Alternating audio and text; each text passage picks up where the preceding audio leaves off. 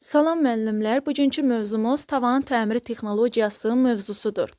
İstənilən binanın təmiri məhz tavandan başlayır və təmir üçün hansı materialın seçilməsindən asılı olmayaraq hazırlıq işləri eyni olacaq və asma və qurulma konstruksiyalı tavanlardan başqa bütün digər növ tavanlarda təmir aparılanda mallama tələb olunur.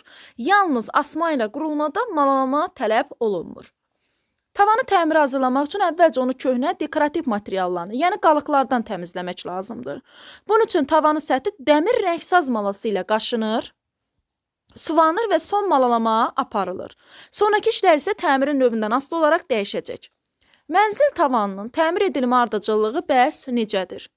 İlk növbədə tavanın malalanması birinci rənglənir. Sonra divar kağızı yapışdırılır. Penopolistrol konstruksiya piltə yapışdırılır, sonda isə asma tavan quraşdırılır. Bir daha deyirəm müəllimlər.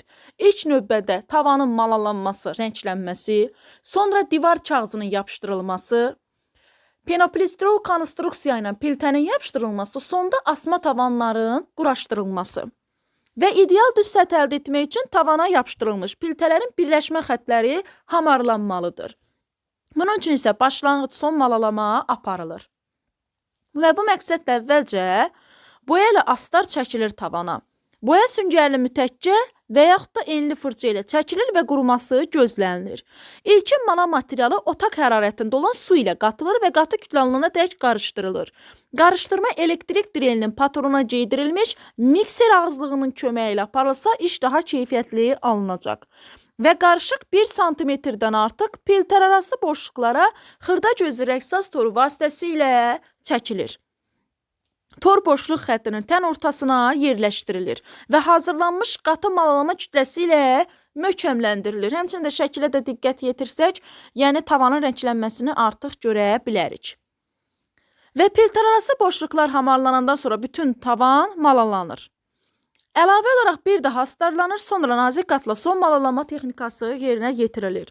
Və quruyandan sonra sumbata kağızı ilə hamarlanır, astar çəkilir və boya ilə rənglənir. Ardıcıllığa fikir veririk, düşəcək ardıcıllıq. Sumbata kağızı ilə hamarlanır, astar çəkilir, sonda isə boya ilə rənglənir. Tavana divar kağızının çəkilmə texnologiyası bəs nədir? Tavan əvvəlki kimi təmirə hazırlanır, İlkin mallama aparılır, iri dənəli sumbata kağızı ilə hamarlanır və astar çəkilir. Kağızın yapışdırılması istiqamətini hər kəs özü seçir, istəsə eninə, istəsə uzunluğa istiqamətdə və iş aşağıdakı ardıcıllıqla aparılacaq.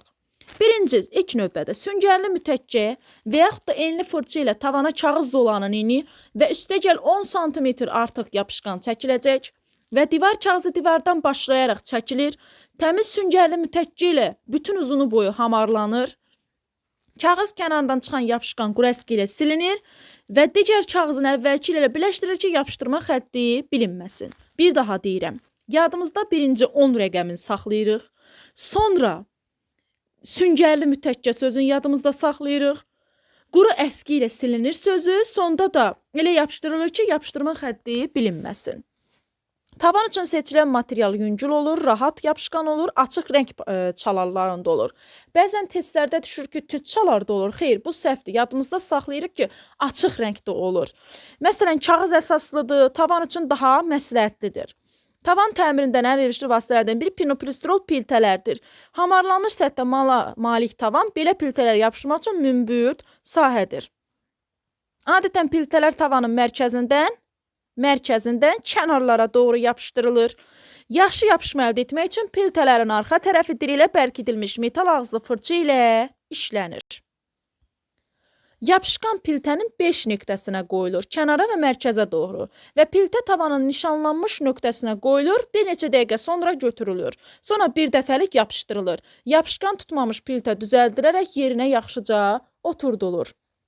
Divara çəkilmiş kağızlarla tavanın lövhələr arasında qalmış ara məsafələri penopolistoldan hazırlanmış karnizlərlə tutulur.